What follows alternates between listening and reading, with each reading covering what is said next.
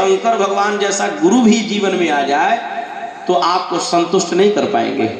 रावण चारों वेदों का ज्ञाता, महान, प्रकांड, पंडित, विद्वान, बहुत कुछ, सब कुछ था, लेकिन शिष्य किसका? भगवान शंकर जी का। भगवान शंकर जी का शिष्य रावण, और शंकर जी को कटघरे में खड़ा कर दिया रावण। रावण ने नहीं किया, उसके कर्तव्यों ने, उसके कर्मों ने शंकर जी को कटघरे में खड़ा कर दिया। किनके कटघरे में? देवताओं के कटघरे में। और देवता लोग मिलकर शंकर जी से प्रश्न करने लगे, प्रभु एक बात बताएं। शंकर जी ने कहा क्या? बोला एक बात बताइए, रावण आपका चेला है? शंकर भगवान के लोग कहते हैं, बोला आपका चेला है और आपने ऐसा ज्ञान दिया है कि इतना सब कुछ होने के बाद वो इतना उदंडी, उसका स्वभाव नहीं सुधरा। भगवान शंकर के क्षमा करना, वो चेला भले ही हमारा है, लेकिन उसके जीवन में आत्मबोध नहीं, खुद का ज्ञान उसके पास नहीं है। वो बाहर से सुनता है लेकिन खुद का ज्ञान उसके पास नहीं है। बोली हनुमान जी महाराज जी की। जैसे खुद का ज्ञान क्या होता है? आत्मबोध किसको कहते हैं? आत्मबोध का मतलब होता है कि एक, हम लोगों के पैरों में एक कांटा लग जाता है तो हम लोगों को कितना कष्ट होता है? पैरों में कांटा लग गया तो हम लोगों को बड़ा कष्ट हो जाता है। और वही प्रतिक्रिया हम किसी जीव जंतु के साथ करते हैं तो कल्पना करना चाहिए कि हमको थोड़ा सा कांटा लगा तो हमें इतना कष्ट हुआ, और अगले जीव की हम हत्या कर रहे हैं उसको भी तो यही कष्ट हो रहा होगा। आत्मनः परदारेषु प्रद्रव्येषु लोष्ठवत्, ये भाव जब व्यक्ति के जीवन में आ जाए कि संसार के प्रत्येक माता और बहनों के प्रति श्रद्धा का भाव, दूसरे के संपत्ति के प्रति त्याग की भावना, सबको सम्मान दृष्टि से देखे, सब में परमात्म तत्व का अनुभव करे, उस व्यक्ति को कहते हैं, उसे कहते हैं आत्मबोध, आत्मज्ञान। और यदि आत्मबोध आपके जीवन में नहीं है, बड़ा सुंदर ब्रह्मानंद जी एक भजन लिखते हैं, जिसको नहीं है बोध वो गुरु ज्ञान क्या करे, और निज रूप को नहीं जाना नहीं तो भगवान क्या करे। करके दया दयाल तुम्हें मानव का तन दिया, और बंदा करे न भजन तो भगवान क्या करे। जिसको नहीं है बोध हो गुरु ज्ञान क्या करे। इसीलिए हम सभी के पास खुद का ज्ञान पहले जगाना जरूरी है। ध्यान से सुनिएगा। हमारे गुरु जी पूज्य पाठ श्री मानस कोकिल जी महाराज, वे एक गाड़ी से चलते थे, बहुत पुरानी गाड़ी थी उनके पास, एक टाटा सुमो। तो चलते थे तो चलते चलते जब पुरानी हो गई गाड़ी जब पुरानी हो गई तो चलते चलते अचानक गाड़ी बंद हो जाती थी। तो हम चेला लोग बैठे होते तो गुरुजी से कहते, गुरुजी क्या हो गई? ड्राइवर बोलता, महाराज जी गाड़ी को धक्का लगाना पड़ेगा तब स्टार्ट होगी। तो चेला लोग उतर करके गाड़ी को धक्का लगाते, धक्का लगाने बाद कुछ देर बाद स्टार्ट हो जाती। एक बार तो ऐसे बंद हो गई कि धक्का लगाने पर भी स्टार्ट नहीं हुए। तो ड्राइवर से पूछा गया, भैया एक बात बताओ कि अभी स्टार्ट क्यों नहीं हो रही है? तो ड्राइवर ने कहा, महाराज जी क्षमा करिएगा, बैटरी में जब तक जान थी तो धक्का पर स्टार्ट हो जा रही थी, लेकिन अब बैटरी बिल्कुल डेड हो चुकी है, अब धक्का पर भी ये स्टार्ट होने वाला नहीं है। कहने का तात्पर्य है कि बुद्धि रूपी बैटरी में, हमारे विचार वाली बुद्धि में यदि वह बुद्धि में थोड़ी सी भी जान हो तो गुरु के द्वारा थोड़ा सा सहारा पा जाएगा तो स्टार्ट हो जाएगा। लेकिन बुद्धि ही जिसकी विचारहीन हो चुकी हो, उस व्यक्ति को तो कितना हो धक्का लगाइए, जो बैटरी ही डेड कर चुकी हो उसको कितना हो धक्का लगाए, वो स्टार्ट होने वाला नहीं है। इसीलिए हम सभी को प्रायः यह चाहिए कि बुद्धि में जान, अपनी बुद्धि रूपी बैटरी में जान जीवित रखें, ताकि कोई गुरु, कोई ज्ञानी, कोई सत्संगी, कोई महात्मा, कोई विप्र देवता आवे और थोड़ा सा हमें मार्ग बता दे। हमारे जो धर्म की गाड़ी है, जो परमात्मा पथ की गाड़ी है, उस परमात्मा पथ की गाड़ी, उस परमात्मा पथ पर हमारे जीवन की गाड़ी आगे बढ़ जाए, यह प्रयास करना चाहिए। बोलिए श्यावर रामचंद्र की। भागवत जी की कथा सबसे पहले हुई कहाँ? नैमिषारण्य धाम में। और भागवत जी का पुस्तक आप खोलिएगा तो भागवत जी के महात्म्य में सबसे पहला श्लोक लिखा हुआ है, सच्चिदानंद रूपाय। भागवत जी के महात्मा का सबसे पहला श्लोक, यद्यपि महात्मा में भी नहीं है, लेकिन पूज्य पाद श्री वेद व्यास जी ने समस्त जनमानस के तरफ से भगवान की वंदना किया है। और वेद व्यास जी ने क्या लिखा है? लिखते हैं कि सच्चिदानंद रूपाय विश्वोत्पत्त्यादि हेतवे तापत्रय विनाशाय श्री कृष्णाय वयम नमः। हम सब उन्हें प्रणाम करते हैं। किनको? तो सत्य चित्त आनंद स्वरूप परमात्मा, जो सत्य है, लोग कहते हैं ना ईश्वर सत्य जगत मिथ्या, परमात्मा ही तो इस संसार में सत्य है, बाकी सब मिथ्या है, सब झूठा है। ये बात कहने में कितना आसानी लग रहा है कि ईश्वर सत्य है बाकी जगत मिथ्या है, लेकिन सत्य को स्वीकारता कौन है? मिथ्या को ही सब आदमी पकड़ने में लगा हुआ है, और सत्य को कौन स्वीकारता है भैया? यद्यपि यह अपने सनातन संस्कृति की एक विशेषता यह भी है, आदमी जब मृत शैया पर पड़ा होता है और मृत्यु को प्राप्त हो जाता है तो गांव समाज या फिर घर वाले उसे एक ही बात बोलते हैं कि भैया अब राम राम कहो। लोग कहते हैं ना, मृत शैया पर कोई व्यक्ति पड़ा होता है तो लोग कहते हैं उनसे कि राम राम कहो। अच्छा, मर जाने के बाद जब पछाटी भी उठाते हैं तो अक्सर ग्रामीण अंचलों में यह देखने को मिलता है, अक्सर ग्रामीण अंचलों में यह देखने को मिलता है कि जब, अब पता नहीं शहर की तो बात मैं नहीं जानता, लेकिन ग्रामीण अंचलों में यह देखने को मिलता है कि जब आदमी मृत शैया पर पड़ा होता है तो मृत्यु को प्राप्त हो जाता है और उसके पचाठी को 4 लोग जब कांधा देते हैं तो उस समय लोग कहते हैं कि राम नाम लोग कहते हैं ना, लोग राम नाम से, आवाज कम करके बाबू, आवाज कम करके, जय ध्यान से सुनेंगे। लोग कहते हैं राम नाम सत्य है, लेकिन समस्या की बात यह है कि ये लोग राम नाम सत्य है कहते तब हैं, कब? बोला कि जब अगला किसी काम लायक नहीं रहता है, अगला जब मर चुका है, पचाठी पर लेट गया है, उसको 4 लोग उठा कर ले जा रहे हैं और तब दुनिया वाले कहते हैं कि राम नाम सत्य है। और यही बात शंकर भगवान पार्वती जी से कहते हैं कि उमा कहूँ मैं अनुभव अपना, सत हरि भजन जगत सब सपना। इस संसार में बस आंखों से जो चीजें आपको दिखाई दे रही हैं, एक दिन यह जो है कि सब मिट्टी में मिल जाना है। जो जैसा है उसे हमने परिवर्तित कर रखा है, क्रियाओं के द्वारा उसे भौतिक रूप दे रखा है। समय आने पर वह, उसकी अवधि पूरी हो जाने पर वह पंच तत्वों में विलीन हो जाएगा, रह जाएगा तो केवल और केवल राम नाम। बरसों से अपने यहाँ लोग भजन गाते हैं, अपने अवधवासी अयोध्या वाले संतजन एक भजन गाते हैं, सीताराम सीताराम सीताराम कहिए, जाहि विधि राखे राम ताहि विधि रहिए। सीताराम सीताराम सीताराम कहिए, जाहि विधि राखे राम। सीताराम सीताराम सीताराम कहिए, जाहि विधि राखे राम ताहि विधि रहिए। सीताराम सीताराम सीताराम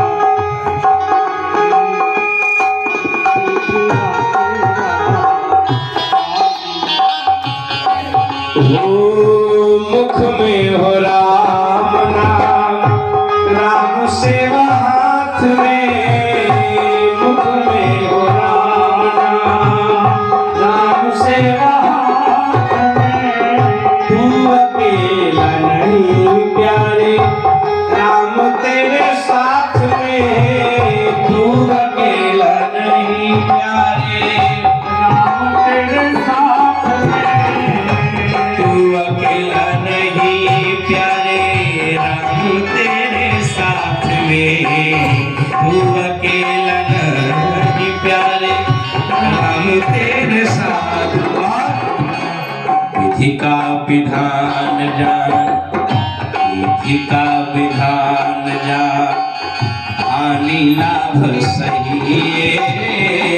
जाहि विधि राखे राम ताहि विधि रहिए। सीताराम सीताराम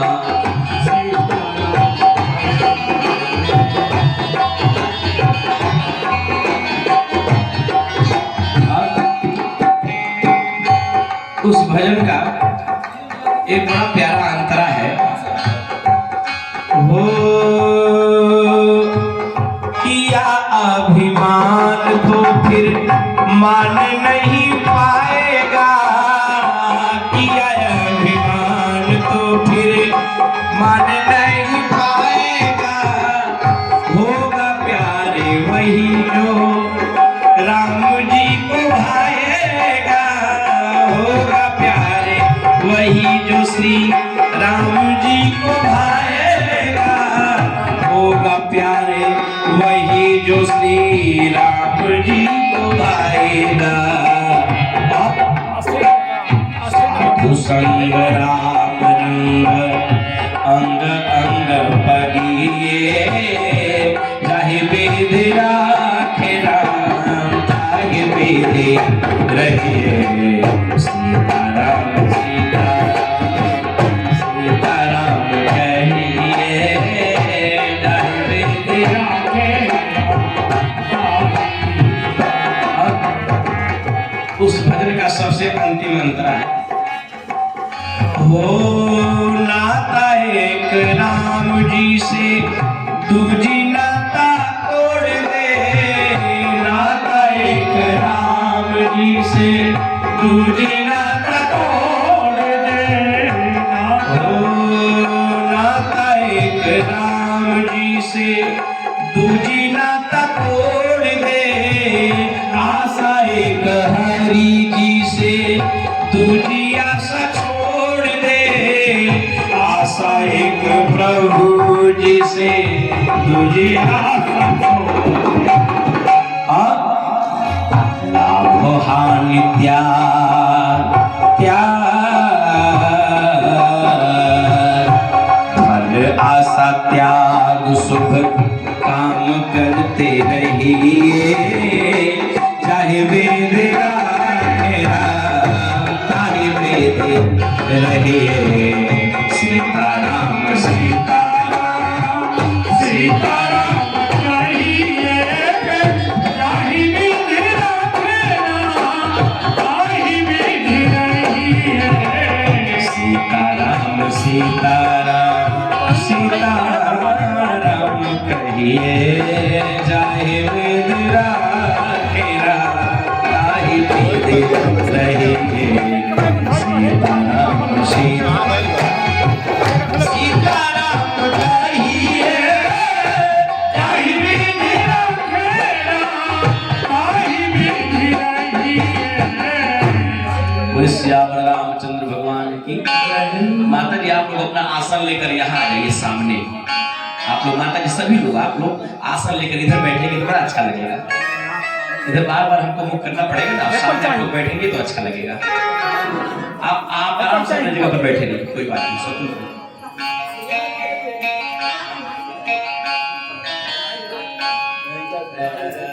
एक लाइट वहां रखा था, यहां बांधने बैकग्राउंड एकदम हल्का आवाज करके, एकदम हल्का थोड़ा आवाज। और देखिएगा हम कथावाचक थोड़ा दूसरे हिसाब से रखते हैं। एक लाइट यहां रखा था, यहां बांधने के लिए। हां बनवा दीजिए उसको। बैठिए, बैठ सही माता जी लोग बैठ जाए अंधेरा होने लगा। हाँ दरिया बस, बहुत सुंदर बहुत सुंदर। सितार उतार बस यही ठीक है, हल्का एकदम बस बैकग्राउंड सब एकदम हल्का। बैठ जाए श्रद्धा से। भगवान की बड़ी कृपा है हम सभी के ऊपर। भागवत जी की कथा का आनंद लाभ हम सब प्राप्त कर रहे हैं। ध्यान से सुने। एक हमारे अंदर बड़ी विचित्र आदत है। अब आदत न कहिए हमको व्यसन लग चुका है। एक क्या लग चुका है कि कथा में जब भी हम बैठते हैं तो बार बार यही कहते हैं सावधान दया से रहो, सावधान होकर सुनिए, ध्यान दीजिएगा, ध्यान दीजिएगा। ये एक आदत हो गई है हमारी। क्यों? क्योंकि सुखदेव भगवान ने जब जब परीक्षित जी को कोई मार्मिक बात बताई है, जब भी कोई विशेष बातें श्री सुखदेव जी ने परीक्षित जी को दिया है, तो सुखदेव भगवान ने परीक्षित जी को बार बार कहा है कि बस ध्यान देना, सावधान पूर्वक सुनना, यह विचलित न हो जाए। जीव के जब जन्म जन्मांतर के पुण्य उदय होते हैं तो उसके घर में भागवत जी की कथा होती है। एक से खरबपति पड़े होंगे, लेकिन सबको यह सौभाग्य नहीं मिलता है। ईश्वर जिनको अपने कार्य के लिए चुनते हैं उन्हीं के माध्यम से यह कार्य संपन्न हो पाता है, उन्हीं के यहाँ हो पाता है। तो मैंने आपको बताया भागवत जी का जब पुस्तक आप खोलिएगा तो महात्मा में पहला ही श्लोक मिलता है, सच्चिदानंद रूपाय विश्वोत्पत्ति आदि हेतवे प्रतापत्रय विनाशाय श्री कृष्णाय वयम नमः। सच्चिदानंद भगवान श्री कृष्ण ही है, भगवान कृष्ण ही सच्चिदानंद भगवान है। इसलिए कहते हैं सच्चिदानंद रूपाय, सत्य है। सत्य मतलब जो था है अंत में भी शेष रह जाएगा। सृष्टि के शुरू में भी जो था, आदि में था, मध्य में है, अंत में जो रहने वाला है वही सत्य है। भगवान का नाम और चित्त, प्रत्येक व्यक्ति के अंदर 4 अंतःकरण होते हैं, चित्त, बुद्धि, मन और अहंकार। तो जो हम सभी के शरीर में जो 4 तन मात्राएं हैं, ध्यान से सुनिएगा, हम लोग जितने हैं ना, हम लोग के शरीर का निर्माण टोटल जो है अंततः और बाह्यतः, ये सभी अंततः और बाह्यतः ये सब प्रकृति मिलाकर, सारे तत्व मिलाकर 19 मटेरियलों से हम लोग का शरीर बनकर के तैयार हुआ है। 19 मटेरियल लगे। कौन कौन?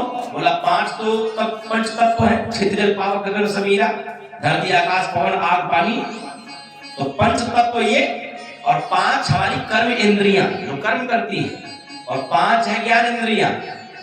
5 ज्ञान इंद्रियां, 5 कर्म इंद्रियां, 10 पंचभूत 15 और 4 अंतःकरण हम सभी के शरीर में है। कौन कौन? चित्त, बुद्धि और मन और अहंकार। ये 4 तन मात्राएं हैं जो शरीर के अंदर विद्यमान है। चित्त है, बुद्धि है, मन है, अहंकार है, जिनमें चित्त जो है वो सर्वथा सत्य को स्वीकारता है, परमात्मा तत्व को स्वीकारता है। व्यक्ति जब कोई गलत कार्य करने के लिए आगे बढ़ता है तो सबसे पहले उसका चित्त उसको रोकता है कि यह धर्म है, नहीं करना चाहिए। लेकिन मन जिस प्रकृति में रम चुका होता है तो मन पाप करने को कहता है, लेकिन चित्त कहता है नहीं, ये गलत है, इससे बढ़िया लाभ मिलने वाला नहीं है। अर्थात जीवन में चित्त जो होता है, चित्रकूट चित्तचार, ऐसा रामायण में आया है कि जो चित्त होता है वह सदैव परमात्मा को ही चुनता है, धर्म के मार्ग को ही स्वीकारता है।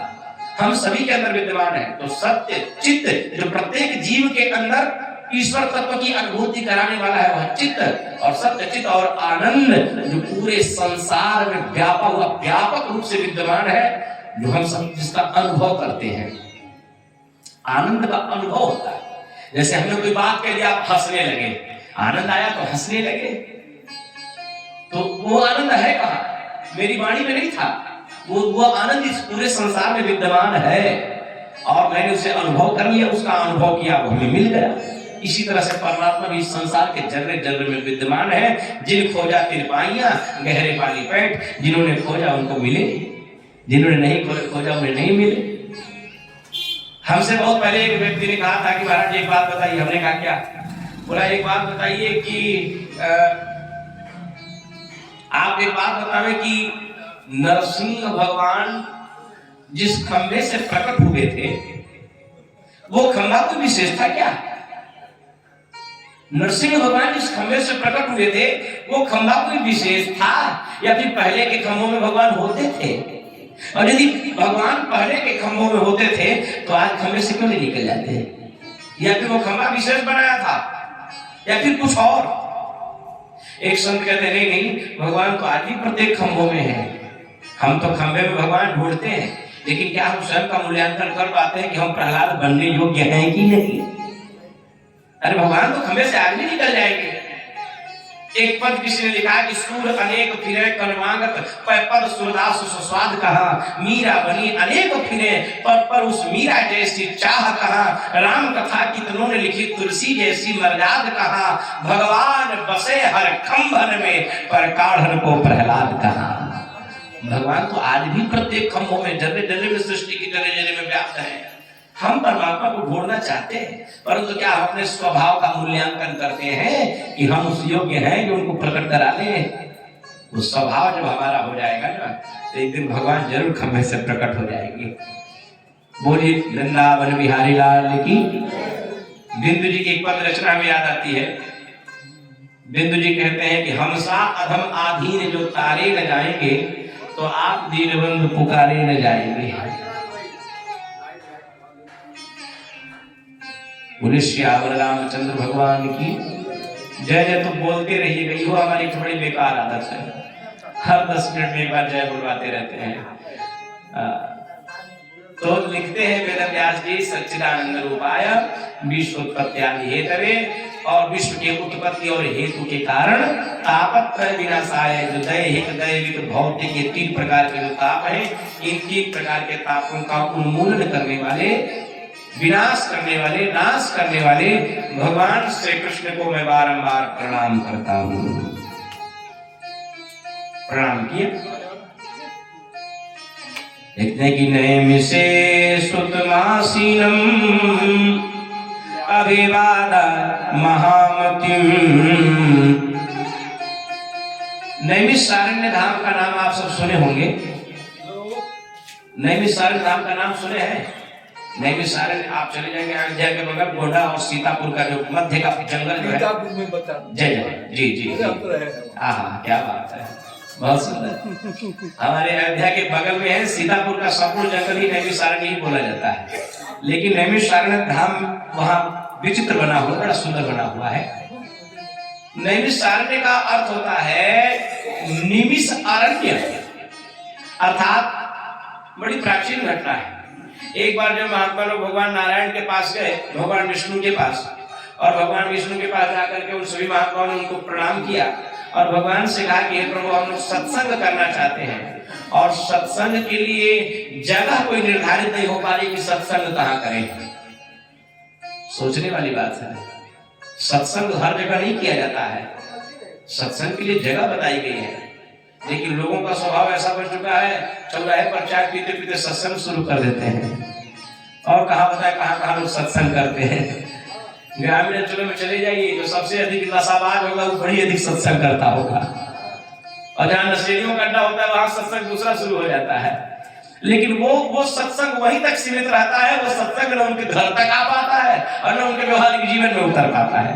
बस बोल दिया, खत्म। इसीलिए सत्संग के लिए भूमि का भी चयन करना, उस प्रकार वहाँ की प्रकृति बनाना, वहाँ का माहौल बनाना, और वहाँ का माहौल, वहाँ की प्रकृति उस अनुरूप बना करके तब सत्संग वहाँ करना चाहिए।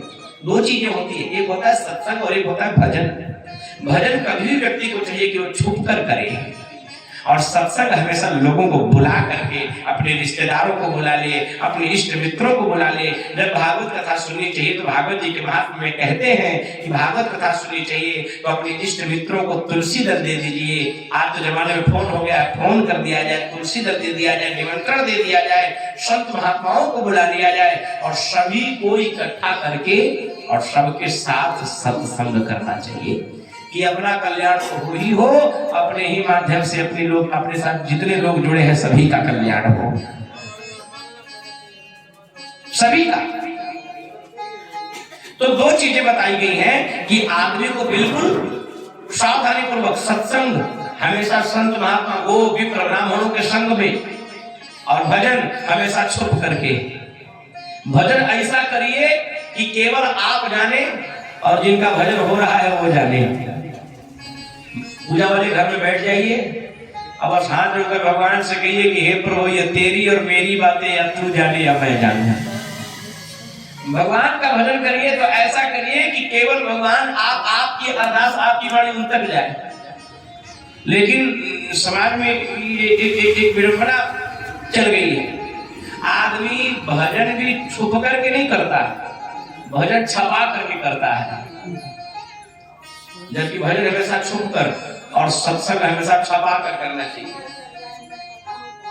जब नैमिष भगवान के पास लोग गए सत्संग की भूमि के लिए, तो भगवान ने कहा कोई बात नहीं, आप सब सत्संग करना चाहते हैं, अरे भाई जहाँ सत्संग शुरू हो जाए वही धाम, फिर भी आप मेरे पास आए, ये मेरा सुदर्शन चक्र जा रहा है, और जहाँ जाकर के हमारा चक्र रुक जाए, आप समझ लेना कि वह भूमि ही सर्वोत्तम है, सबसे उत्तम है, वही सत्संग शुरू करना। भगवान का सुदर्शन चक्र चला, मनी से जब उनके पीछे पीछे चलते चले गए। लोकालोक भ्रमण करने के बाद जब मृत्यु लोक में आया, कहीं और अन्यत्र न जाकर के नैमिषारण्य के उस पावन वन में ही, उसी जंगल में, पूरा अरण्य ही था, उसी अरण्य में आकर के भगवान का चक्र निमिष मात्र रुका।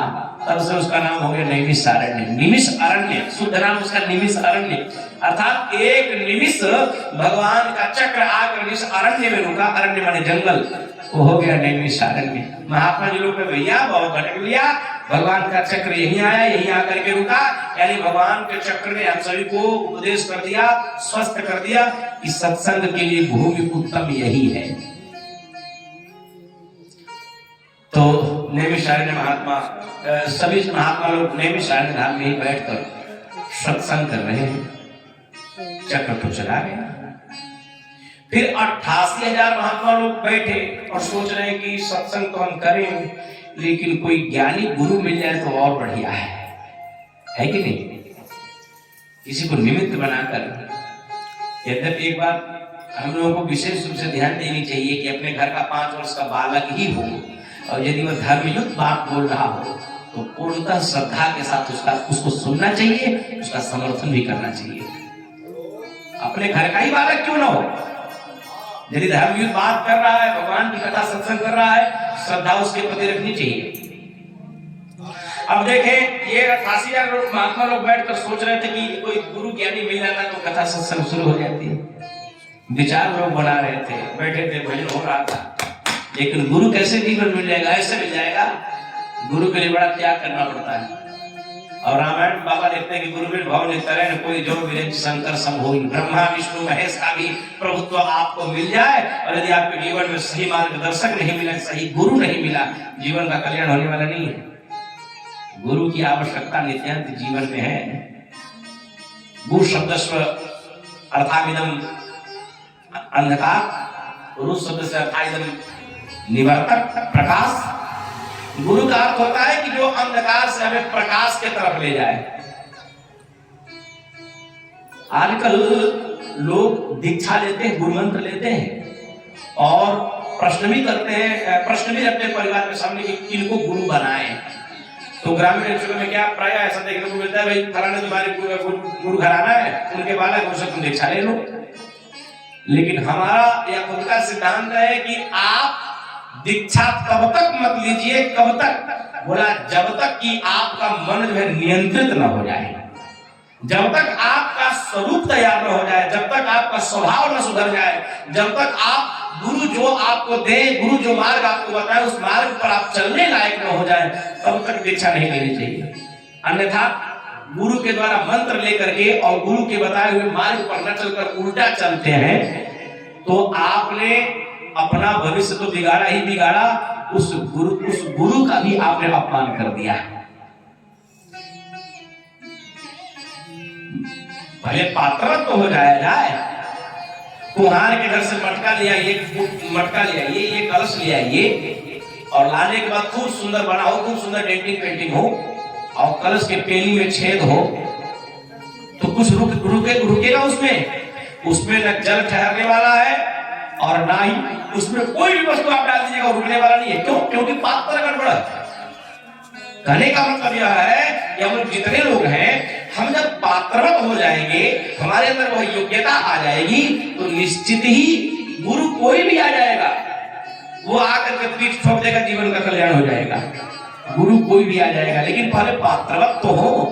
हम देखें तो सही कि क्या हम गुरु बनने के क्या हम जो है किसी शिष्य बनने लायक हो चुके हैं?